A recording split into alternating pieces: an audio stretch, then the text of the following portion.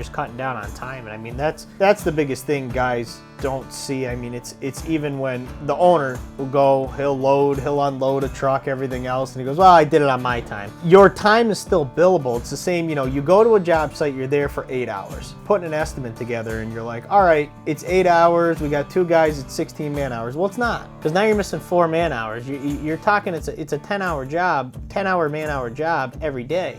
By the time you load, you fuel, you unload, I mean, it's just, there's so much missed. And if you're not watching what you're doing, you're not punching in and out of jobs, you're not tracking all those hours, all your materials, you're gonna be lost and you're gonna be leaving money right on the table that should be billed.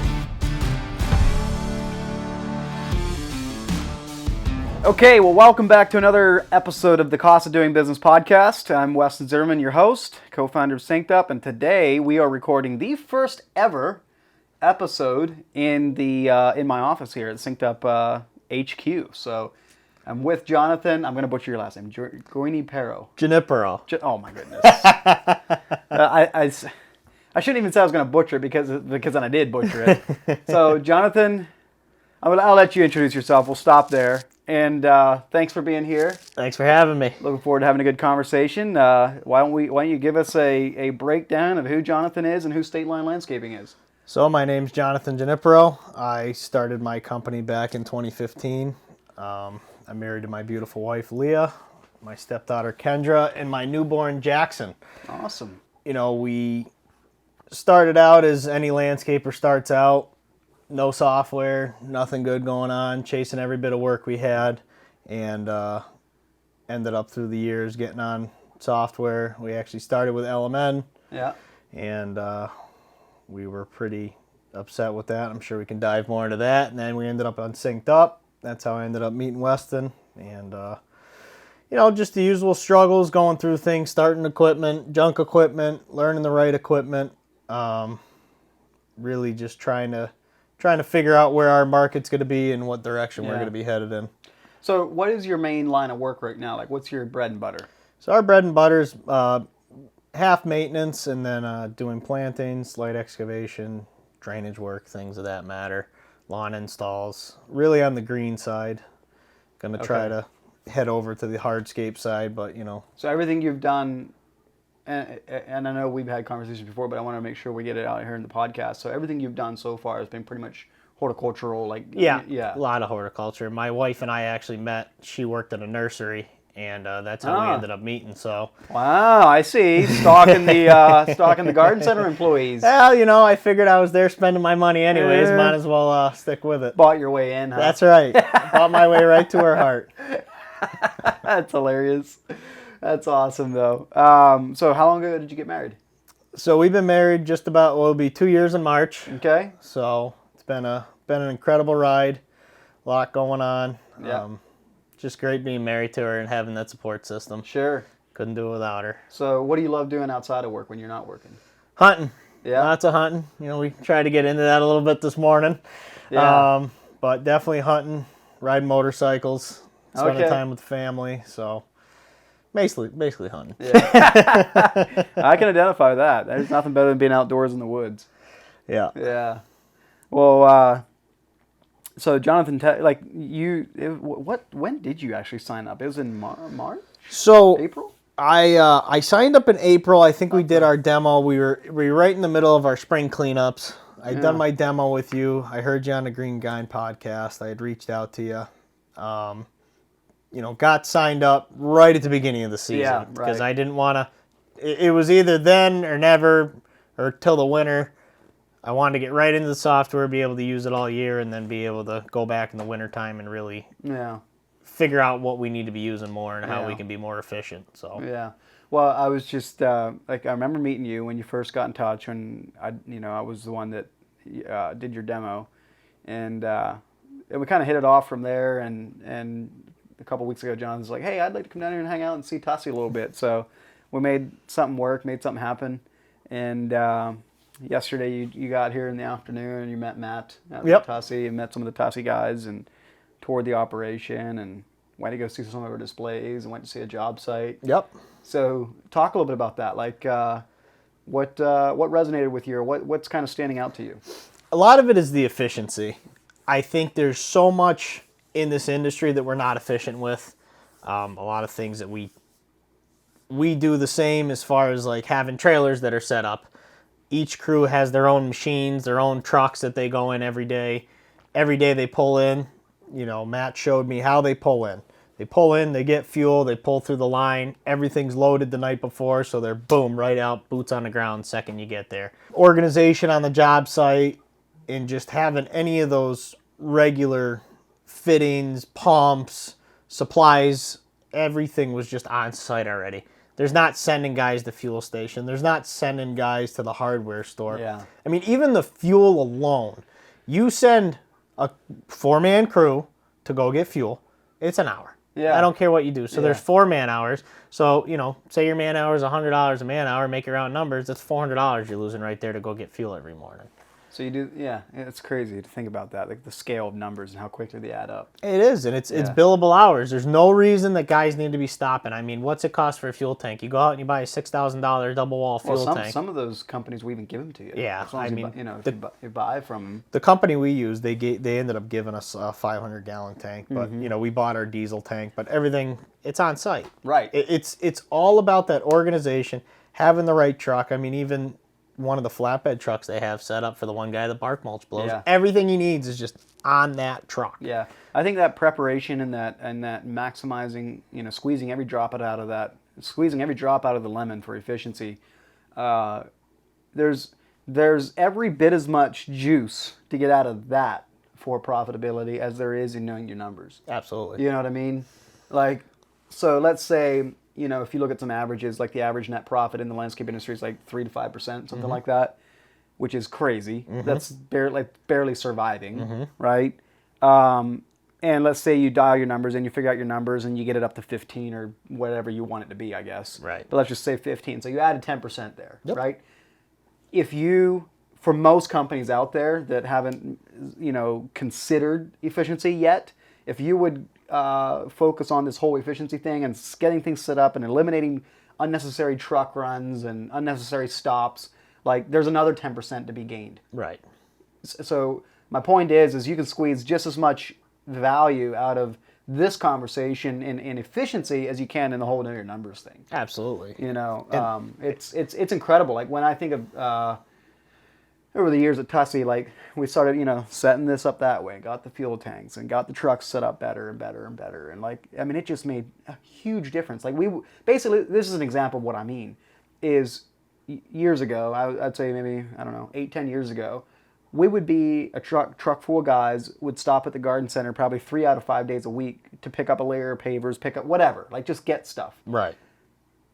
When we got that shop set up the way we did, like I remember going through a whole season and be like, I think I can count on one hand how many times I've been at the shop, at the yard, at the garden center. Right. And like that's what I mean when I say you can squeeze another 10% out of your business by doing this. Oh, absolutely. And I mean, you're just cutting down on time. And I mean, that's the biggest thing guys don't see. I mean, it's even when the owner will go, he'll unload a truck, everything else, and he goes, well, I did it on my time.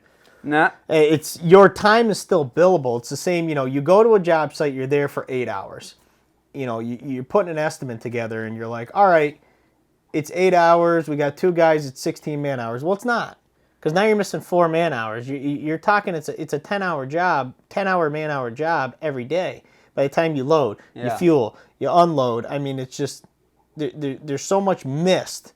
And if you're not watching what you're doing, you're not punching in and out of jobs, you're not tracking all those hours, all your materials, you're going to be lost and you're going to be leaving money right on the table that should be billed. You hit on a good point. Like I've seen people do this already in estimating where they'll be like, oh, we work 8-hour days on the job, right? Like they'll work from, I don't know, 8 to 4 on the job site. Right. But they're showing up at the shop at 7 or 7:30 and they're not getting back to their own vehicle till 5:30, right? Yep.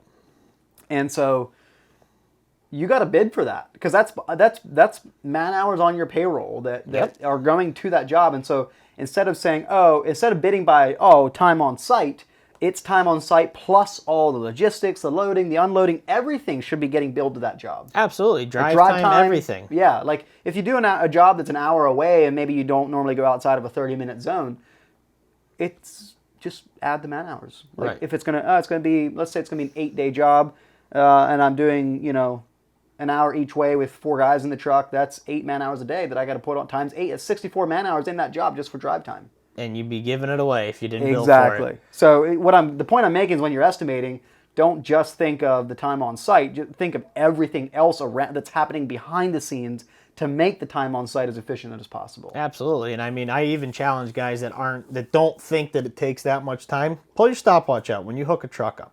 Hook a truck up, load 2 machines on the trailer, get everything chain and binder down, strapped. You got a half an hour. I don't care what you did. Yeah, I mean, even if it's 20 minutes, who cares? Right. So call it a half an hour, then you got another half an hour to the job site. And so now here's an hour. Yeah. Undo it all. There's another hour. It's just, there's so many hours that are missed. And if you are not tracking it, they're easy to miss. Yeah. But it's the 5, 10, 20 minutes that, you add it up over. I mean, we work about 7, 8 months depending on the weather. That's a lot of hours missed. Mm-hmm. So it shouldn't be leaving that kind of money on the table. Yeah. So these are just a couple examples. We're kind of like shooting from the hip here on this is where you get that extra 10%, where if you're not paying attention, like there's a lot of opportunity there. But it's everything is about efficiency and just how it's efficient for your crew. I mean, every crew is going to have their own way of being efficient. I mean, it took Tussy years to come up with it. Yeah, it 30 years. It took me years to come up with it.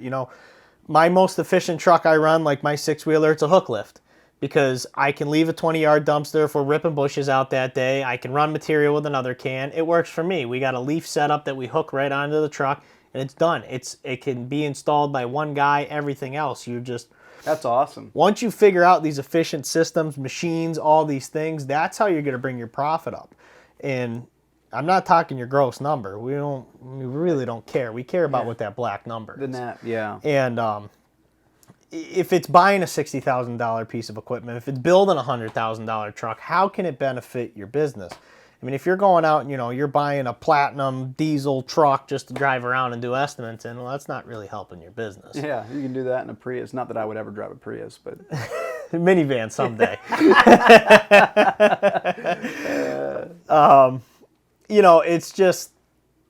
It's just about it really is about efficiency, and that's how you're going to bring your numbers up and understanding where you can be charging those numbers, because I really think that's the biggest miss is loading, unloading, drive time. And all of these examples, the whole point of it is like when guys are clocked in, logging time on payroll, you want as high of a percentage of that time to be producing billable work as possible. Absolutely. You don't want to be goofing off and sending guys 20 minutes down the road the wrong way to get a 4-ton of stone. Right. It's just like, right.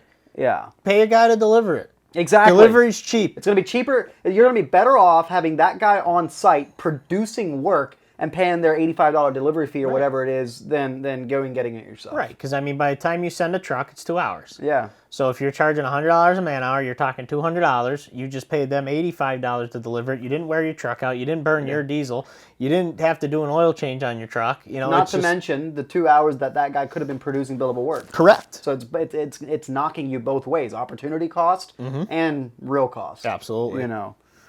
Well, what over your years in business? Let me pop this different question for you to kind of kick the conversation in a different direction. Thinking back, what is one of the biggest challenges you've encountered? I mean, I think what we're all seeing right now is help. Yeah. That's been one of the things, but my biggest struggle has been getting comfortable. Really? Definitely getting comfortable. What do you mean by that? If we got enough work on the board for a couple months, you kind of get comfortable, you start getting lazy on estimates, things of that nature, and then all of a sudden you start catching up on all your work and you're, holy smokes, we got to start bidding more work. I think comfort is a really, really evil thing when it comes to business.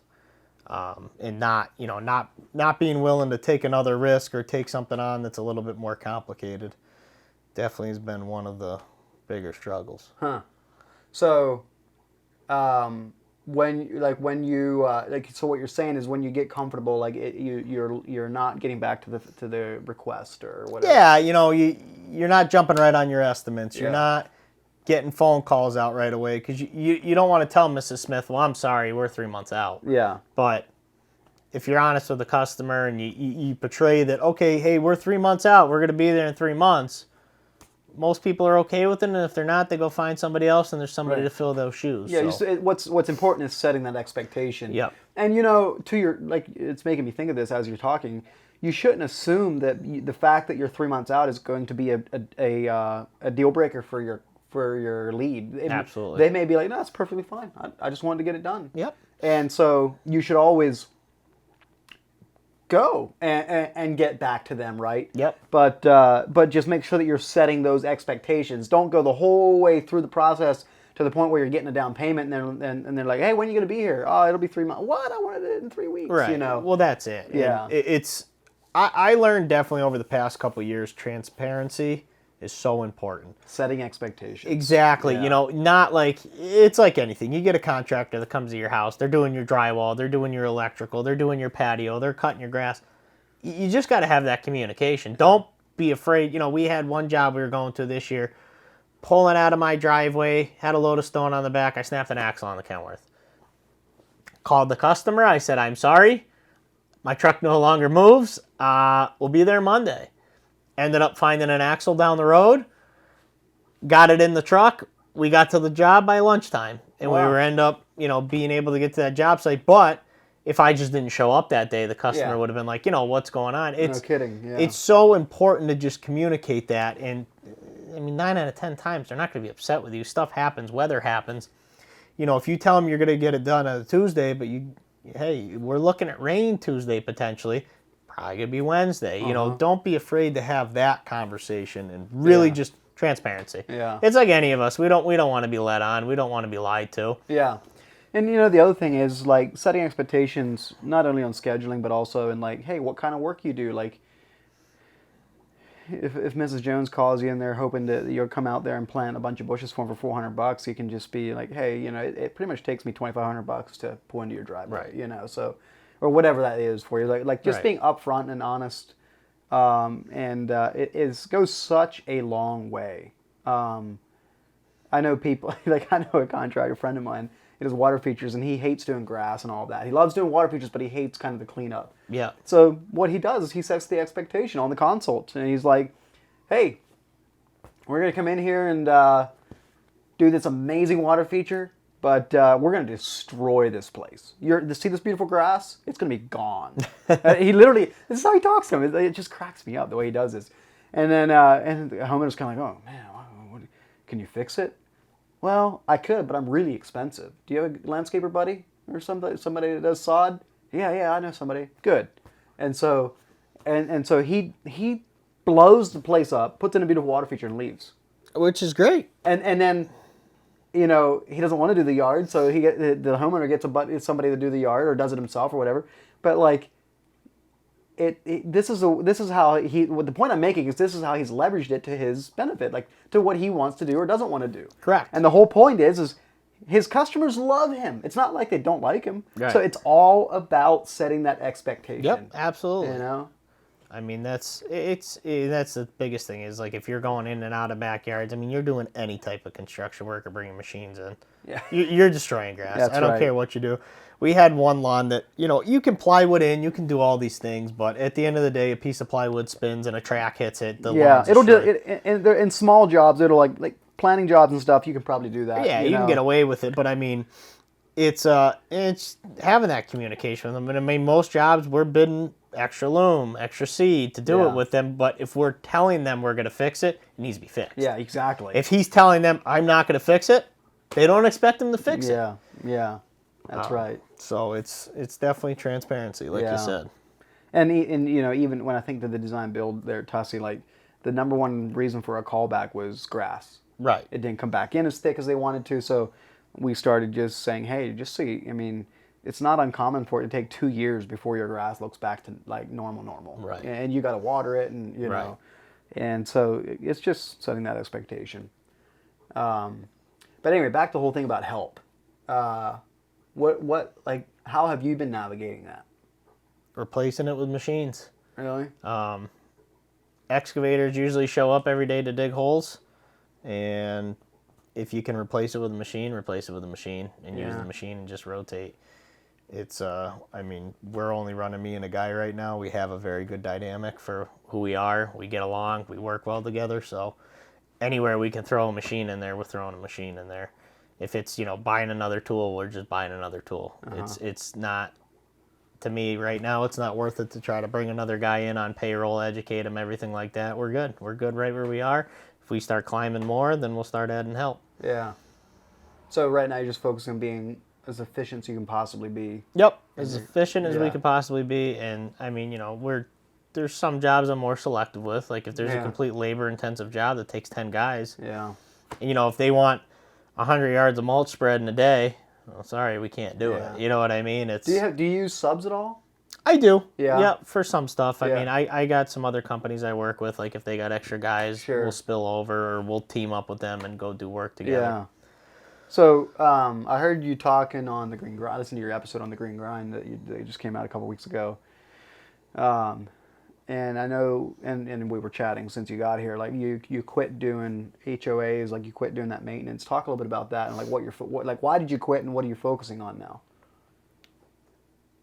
So a lot of the reason I quit was it was an absolute miserable grind. It was, you made okay money. I'm not going to tell you it was great money because if it was great, fantastic money, I'd still be in it. Yeah. It's a real grind. You got to be super, super, super efficient. I mean, everything we ran was the biggest mowers you could buy with the biggest motors that could just crank. We had leaf setups that were, it's an 80 horse leaf vac going behind it. It was all about efficiency to make any money in that. And at the end of the day, you could have made everything absolutely perfect to a T. You're still dealing with callbacks. You're still dealing with complaints. I mean, it was just, you're trying to appease. You figure if there's 80 units, there's at least 2 people to a unit. I mean, it's just, you're just trying to appease all these people. Now you're dealing with, hundreds of cars to move and snow and all this stuff. And we lost a good relationship with the company we were doing work with. They ended up hiring somebody else. They started getting stingy with money, things like that. They weren't backing the contractor. So that was the hardest part we were facing, especially in the snow market, was we weren't getting backed by our management company. So how can we do an efficient job if we're not getting backed? Right. It's a Saturday, Sunday storm. Nobody's moving cars. Now it's a hazard. Mm-hmm. Now I'm responsible for it. Mm-hmm. There's mounds of snow, but I can't physically get it. Mm-hmm. So that was a lot of the problem we had, and it was just miserable work dealing with the people. It wasn't, there was never a good day while you were there. Everybody was so happy to see you. You go to your residential Kind customer. of thankless work. It was completely thankless work. We go to our residential customers that we have a personal relationship with. Right. They come out, hey, how are you? How's the kid? Yeah. It's a completely different atmosphere. No, I can relate to that, man. Totally. It was tough. So we walked away from it, and it was, we ended up, we had a couple contracts that were still open, but I was like, if this is how it went last year, like I'm done. Yeah. Here's our resignation. Thank you very much for your business over the years. So we ended up going back into the residential market, trying to just focus more on how can we tailor to our customers that we have. How much were we missing before when we were so focused on these HOAs that we were missing at our own customers' houses? What services can we offer them? What can we provide their property? How can we better their property? So, do you have any regret? Not one day. Really? Not one day. So, is it because of the headache and the lack of personal relationship with the client, or is it because of the money, or is it because of the logistics? Like, is there better money in the other work that you do, or what? I would say it's just you're low bid on condos. You really are. It's all about the bid. It is. And I mean, unless there's a couple different management companies that are better. It just happened to be the one we were dealing with. And it seems like it's all over the nation you deal with.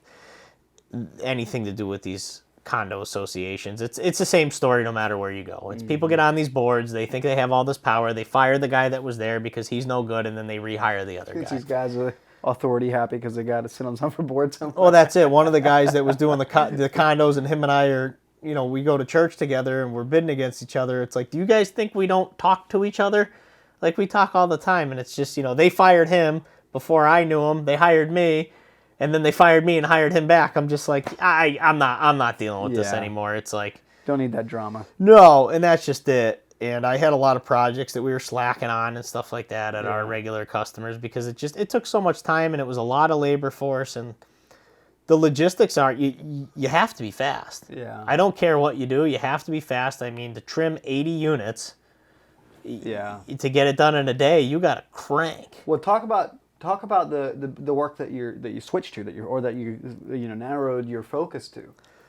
So we're focused half of our week on doing maintenance, Like mowing. things of that matter. I have some higher end places we do. We make Okay. sure the beds are taken care of every Sure. week.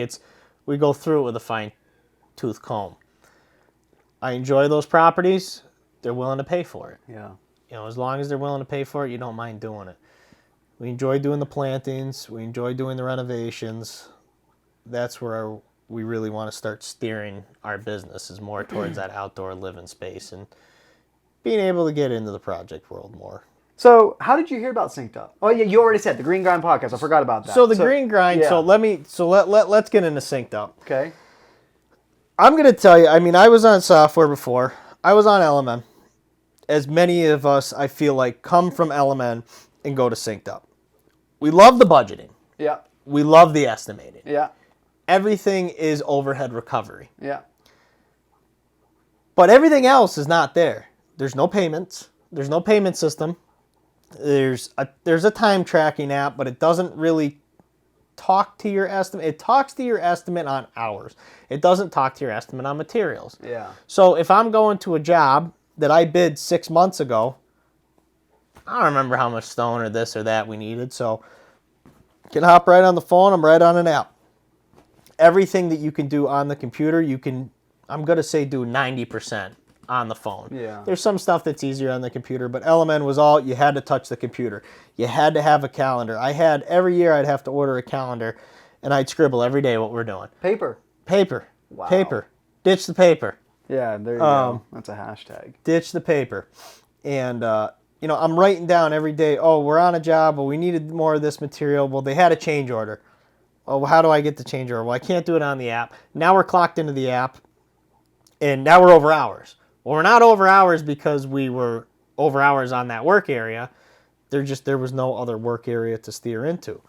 So I didn't like the fact that when I was on them, I had to use 3 different softwares. I mean, I was using them. I was using QuickBooks for all my back office accountant stuff.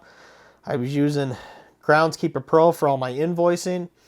And so it was like I couldn't take the invoice out of here and just ship it right to the customer. I had to go through all these different steps. Yeah. I had to go into this to bill them, then it had to come into QuickBooks to get paid for, and then, okay, now we can start the job. But that's the thing is, too, the customer couldn't manually mark on their own whether they wanted the job approved or not. So that's the other thing is, if they go through and they mark off, well, we want this at work area. If you got 3 work areas, they only pick 2. You go to a job site and they're like, well, you didn't do this other work area. Well, right here, you said that you didn't want it. There was none of that with LMN. It's just nothing talked. Nothing communicated with each other, and that's what drove me absolutely nuts. And it was really the same money at the end of the day. So now we have a time tracking app. I don't even carry a clipboard with me anymore. I don't need it. Mm-hmm. I don't need it. I don't need to know anything. Everything is right on my phone. Down to the estimate. I show up to a customer's house. If I don't do it before I get to their house, right before I get out of my truck, I punch their name in, I punch their email in, I punch their phone number, their address, and as we're walking around, I just start hitting work areas. And I'll measure that work area, I'll put it right in the notes. Okay, so now when I go back, I know, or if, I can go, okay, we need 20 yards of material over there. Mm-hmm. I can already be building an estimate before I leave their house. Mm-hmm. I can go back on the computer. I can do it right from my phone. Mm-hmm. If it's a change order, boom, it's right on the phone. The other thing I like too is the different ways to quote. You can have a flat rate job for us maintenance guys out there. You have a quoted job, and you can have a time and material job, because there's a lot of jobs that end up as time and materials. There's a little add-on, and it's like, well, just go ahead and do it. A lot of time change orders are, they end up being just time and material, yeah. And it's so great to have that, and just to be able to jump through. And I mean, we all have a schedule. The scheduling app's great, but at the end of the day, our schedules change every day. Well, it rained today, so we can't go do this job and start it, but we can go over to this job and get some mulch done. So boom, boom, boom, we're on it. Mm-hmm. If it wasn't logged in before on our other system, it was catastrophic. It was just like, it was a mental breakdown. I had to go to an office. I had to always be near a computer. I think at the time, too, I had bought a tablet. I bought a hotspot, so I'd keep those in my truck. So if I had to make any adjustments, I could do it right in the truck from this. But now I'm playing with more technology that I shouldn't have to be playing with and paying for. It just, nothing flowed. Yeah. And things were getting missed. I don't care what we did. We had a budget. We knew what our man hours needed to be, but things were being missed. And that was the hardest thing. That's interesting. So you've had a whole season under your belt with SynkedUP. Like, what would you say is the biggest change or difference for you? Efficiency. Okay. It is complete and utter efficiency with our estimating, with our time tracking, everything. I could send a guy out. You can add your foreman. I mean, you know who's on the job. You know how many hours you got there. And it's just, everybody carries a phone now. Yeah. I mean, maybe there's like a 0.5% of people in this world that don't have a cell phone. The Daniel Boones. Yeah, and I don't even think that exists anymore. But I mean, everybody has a cell phone. So why aren't we using a tool that's right there? I mean, we would have guys come back every day. They'd punch a time clock.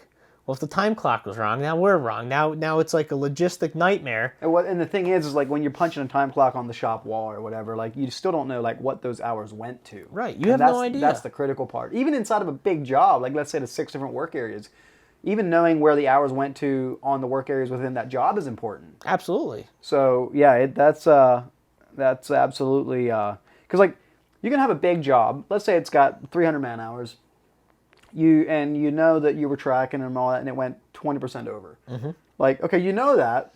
You know there's a warning flag, but like, what part of the job was the problem? Because you could maybe be doing a lawn, you could be doing landscaping, you could be doing hardscaping, and like any part of those, like maybe the lawn is fine, the landscaping's fine, but the hardscaping is where you really sucked up your man hours, and that's what's gotta that's what you've got to know, so you know what to fix. Right, and it doesn't lie to you.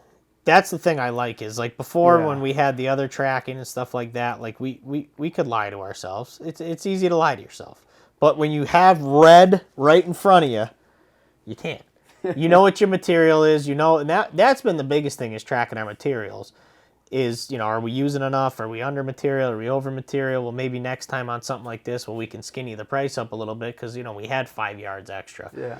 Or maybe we're like, wow, we're glad we had that 5 yards extra. Yeah. It's really... You can get to see the law of averages because there can always be an anomaly that sticks out, right? Absolutely. But with the tracking like that, you can see a law of averages and see like, hey, I've done 6 jobs now. Now I can kind of see an average of how many square feet we can install per man hour, how long it takes us to do for square feet of lawn install or mulching or whatever. Right. Like you have that law of averages that you can start, like it's really, really valuable data. And even that will change even in your own company as your guys get more skilled or whatever, or you get better equipment or whatever. Right. And the whole thing with like how the system bills and how you're able to do all your estimates, it really shows you how every job is different and there's no square foot number. Yes. Like that's the biggest thing is like you will figure out, as you said, how long this takes you and what your average cost is. But when I see these guys jump on forums and they're like, what are you guys getting for retaining wall right now? Per square foot, per linear foot. How do you figure that out? What are you guys charging? How much would you guys charge for this job? I don't know. How much? What's your overhead? Yeah. I had some guy, we're sitting at a gas station. I'll never forget it. He was a pallet delivery guy. Like he had a pallet recycling business. And he looked at me and goes, landscaping, huh? I'm like, yep. He goes, well, I got a question for you. I'm like, okay. He goes, I'm going to rip some Japanese U's out at somebody's house. And I want to know how much to charge. I'm like, all right, what's your overhead? I literally said that to him. He goes, well, what do you mean? I said, well, like, I don't know what your cost is. I don't know what it costs you to go to work every day. I know what it costs me to go to work every day. I can tell you what I would charge, but what I would charge and you would charge is two completely different numbers. You should not use my numbers. Right. Like they can't coincide with each other unless we have the same exact equipment, the same amount of payroll, the same amount of rent, the same amount of everything. They're never the same. Yeah, because overhead is the differentiator. You can be paying the same cost for a square foot of a paver or a plant at the nursery as the next guy, but the one guy might be pulling in a beat up S10. You're pulling in an $80,000 pickup. You know, it's like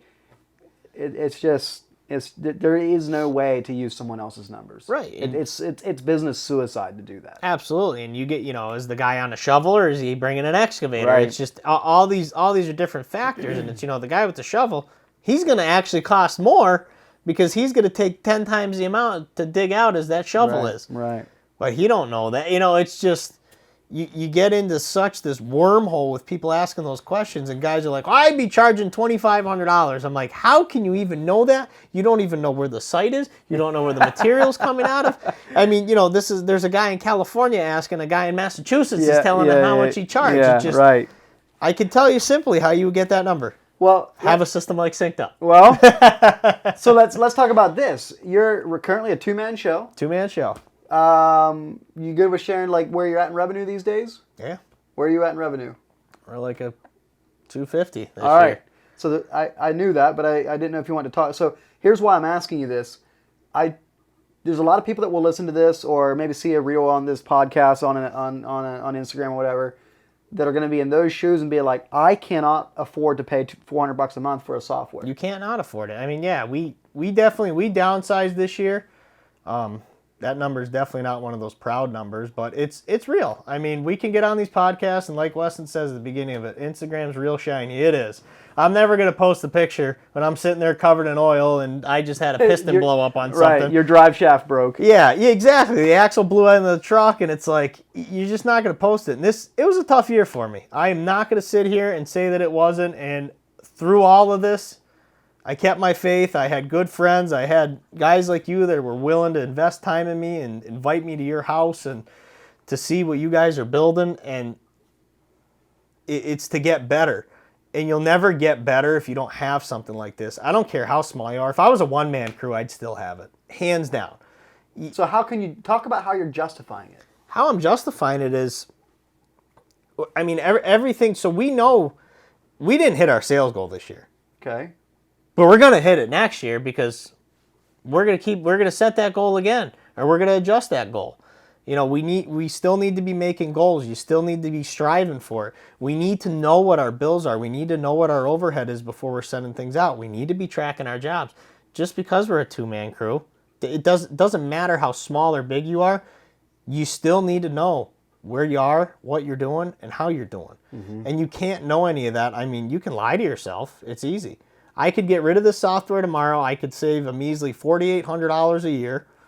I mean, really, what is that at the end of the day? I can think of a lot of dumber things I've spent $400 a month on. Well, stopping at a fuel station every day would pay for, right. One fuel stop per day would cost the same amount. Exactly. Yeah. And what your billable revenue is. And once you start to realize that, you're like, I can't live without it. And I can guarantee any person on this software that uses it to what it is supposed to be used to will say the same exact thing, and they will say, I don't know how I survived.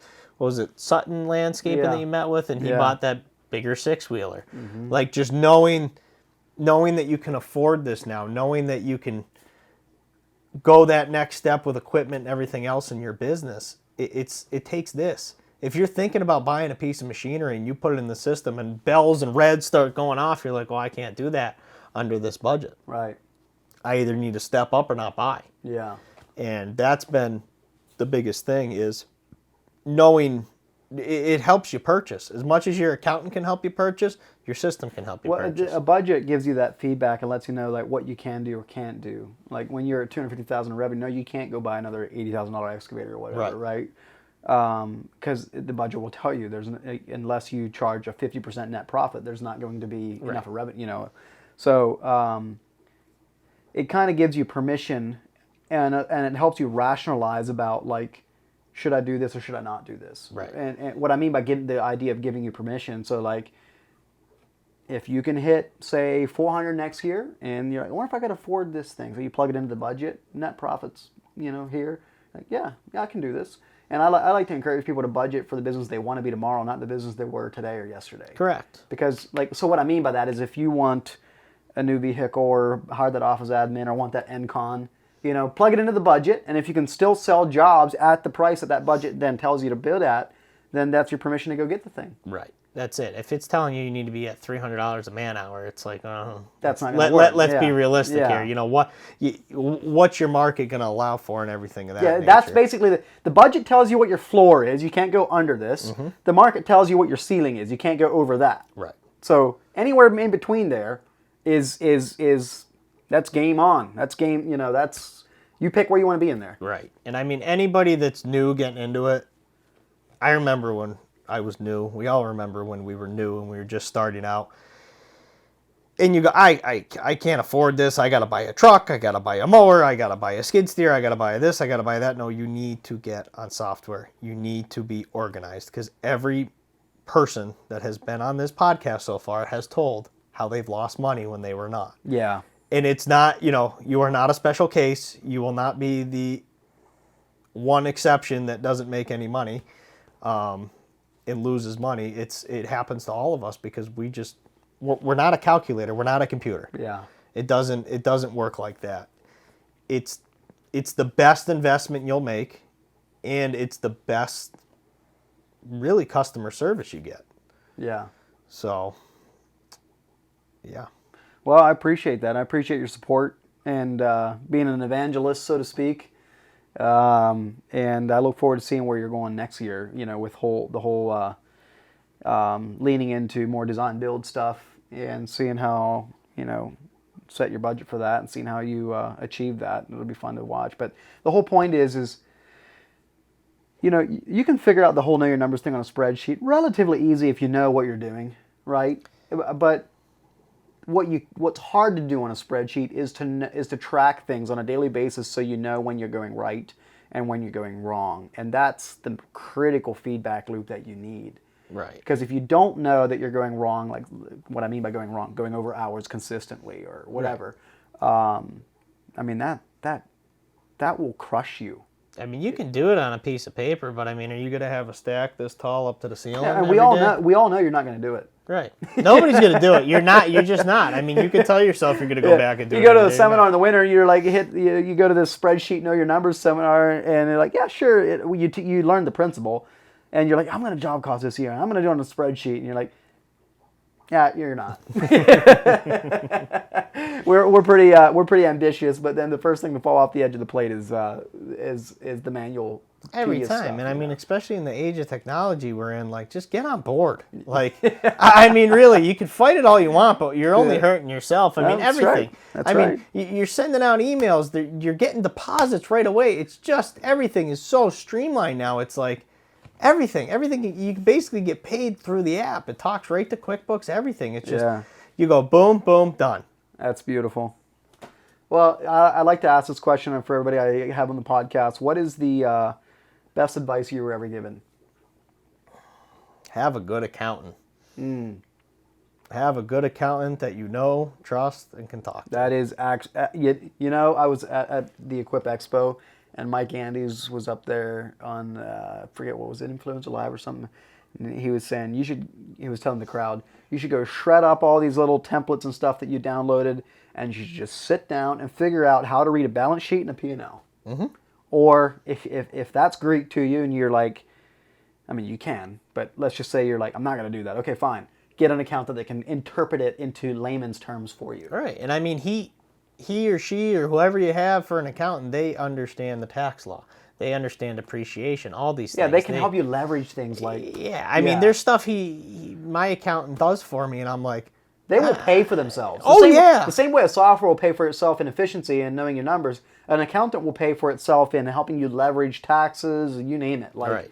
And also just, someone else that you're accountable to so that if you are self-sabotaging, someone that's going to be tapping you on the shoulder saying, hey, right, well, that's you just can't do this. Or, absolutely. Yeah. And I don't know if you and I haven't talked about it, but like Cycle CPA, we've a lot of our SynkedUP customers use Cycle CPA. It's like a monthly subscription to an accountant for your business, and they do fantastic. Like we've never heard anyone say a bad word or had any dissatisfying experience with them, and we've really enjoyed working with them at the shows and stuff. But like I think even if you're just getting started and have barely ever any revenue, you should have someone be guiding you through that. Like, well, that's it. I mean, just to be able to sit down and like, if you're thinking about going into business, have a conversation. Yeah. Have a business plan. I mean, Yeah. they're gonna look at you. They don't care. Yeah. You know, they'll be dead honest with you. Yeah, that's right. Their emotions aren't tied up in it like yours are. Right. I mean, Yeah. you know, you got all this emotion. It's your baby. I mean, we get it. We all start a business, and it's our baby. Like we want it to do nothing but strive. They see numbers on a paper. Numbers don't lie. And you know, you can't go to a bank with a hope and a dream and put it in an envelope and say, well, here's my hope and dream. Can you give me a loan? Yeah, exactly. They ask for a business plan. They ask for numbers. I mean, that's how you do anything. Yeah. So, well, man, it's been rich. Thanks for coming down here. appreciate you having me. You betcha. It's been a good time. Why don't we go check out the Good News Pottery Shop and Taxidermy Shop now? That sounds like a plan to me. All right. Cheers. Thanks for coming. Thanks, bud. Appreciate your support, and thanks for letting us be a part of your story. Sign up to SynkedUP.